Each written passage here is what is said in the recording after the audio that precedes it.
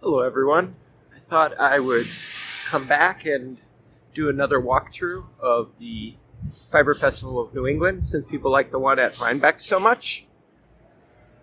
I just wanted to do a little bit of chatting about random things just like last time, and I thought I'd start off with a huge thanks to the immense amount of participation I got with my recent polls about future electric eel wheel projects and just getting feedback on the future version of the electric eel wheel Nano.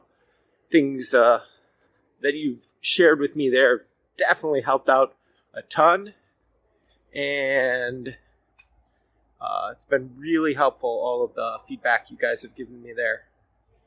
So the way this festival is broken up is there's this area where there's the animals and the raw fleeces, and I'm a vendor over in this larger part. I kind of like this festival because it's all inside of one giant building, unlike Rhinebeck, which is a whole bunch of separate buildings. So it kind of gives it a totally different feel, but it is a lot smaller, and I would classify this as sort of a medium-sized festival.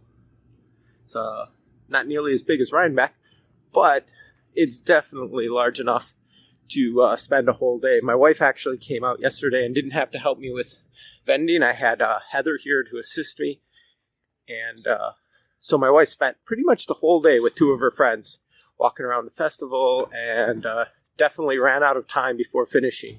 I was wondering if she got here because she said she was coming, and then I didn't see her until like 3:30 in the afternoon, but my booth was in the back, and I guess they just sort of went through things in order, so that kind of made sense. But I was expecting to see her a little sooner. It was kind of funny. Another thing that just sort of happened this morning was I'd been thinking about possibly signing up for the Maryland Festival and seeing if I could get in next year, but I guess that's not happening because I saw the expiration date for submitting your proposals was October 1st. So it was actually like a little over a month late on that. I think I'll submit next year, but I thought it was like in December or something, but I guess I don't know why I thought that. It's clearly wrong. So anyways, that sort of took off the pressure of deciding whether to submit to Maryland this year or not. So I'll probably just do the same two festivals next year here in Rhinebeck, but hopefully I'll have a lot more products at that point to show off at the festivals, which should be pretty fun.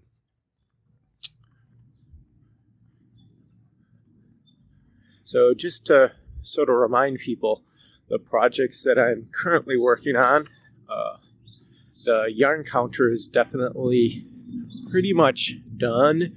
From an engineering standpoint, I'm just waiting for the final batch to get made in a factory and then shipped over here. Hopefully it'll be here around March.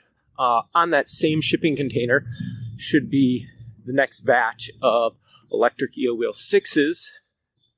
So that's something that, I mean, I'm just remaking it. It shouldn't be that much work, but it takes up a lot of work to get all of the parts ordered and make sure that everything's been verified. You have to re-verify the parts for each batch and things, test out new samples and things, just to make sure everything's going to work. So that consumes a lot of my time. And also, as you know, the electric eel wheel nanos are out of stock. So I've been kind of doing that whole process of re-verifying, but several months ago, I spent a bunch of time updating the Nano. So that'll be the Nano 2 project. And I had a separate video about all of the improvements that are coming with that update. So that'll be in a shipping container that's not too long after the electric eel wheel 6 and the yarn counter. So those are sort of the two shipping containers worth of products that I've got scheduled to come in. And I'm hopefully looking at sort of March and April timeframes for those two containers. We'll see if those dates hold, or maybe it could potentially be a little bit sooner. There is some flexibility in those dates.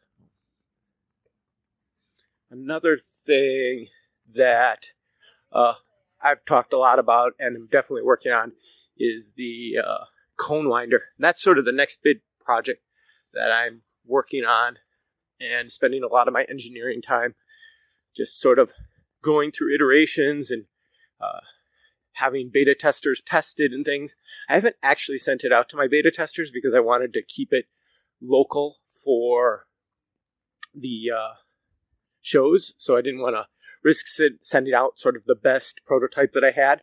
But I just got some new 3D printed samples of the next prototype, and it's a pretty minor update. I didn't have many things to do. I just wanted to mainly have 2 samples going forward.